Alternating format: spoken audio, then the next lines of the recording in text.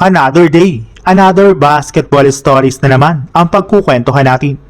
At ngayon nga ay pag-uusapan natin ang balitang pagkuha ng Chicago Bulls kay Jordan Clarkson at ang balitang tapos na nga po ang paglipat ni LeBron sa Denver Nuggets. Simula nga po nang pumasok ang ating kababayan na si Jordan Clarkson sa free agency market bilang unrestricted free agent ay hindi pa nga po gumagalaw ang kanyang kampo. Ibig sabihin, wala pa nga po siyang team ngayon kasunod ng pagtatapos ng kanyang kontrata sa koponan ng New York Knicks.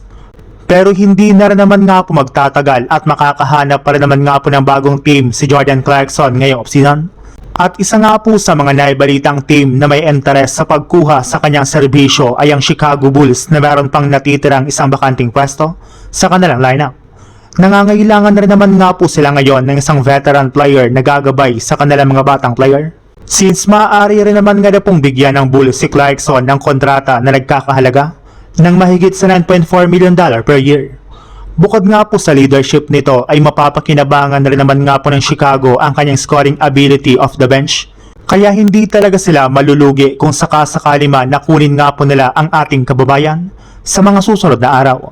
Sa ibang balita naman, habang nakatenga nga po bilang unrestricted free agent si LeBron ay may mga teams na nga pong nakikipag-usap sa kanyang kampo at nagbigay ng interest sa kanya.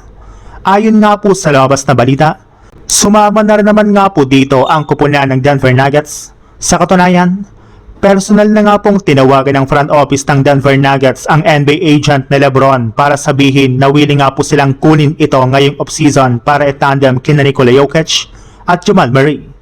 Kumpara nga po sa ibang mga koponan ay mas solido at mas kompleto nga pang lineup ng Nuggets sa dami ng mga players na tutulong sa kanya. Kaya hindi nga po ito mahihirapan na makapag-compete sa kampyonato sa susunod na season. Pero sa kasamaang palad, base nga po sa ibinulgar ni Shams Charania ng ESPN, natanggal na rin naman nga po ang Nuggets sa mga teams na may chance kay LeBron. Ibig sabihin, hindi na nga po nila makukuha pa sa LeBron kahit anuman ang gawin nilang offer sa kanya ngayong offseason sa free agency market. Wala rin naman nga na pong balak ang kampo ni LeBron na pili ng Nuggets at makasama si Jokic.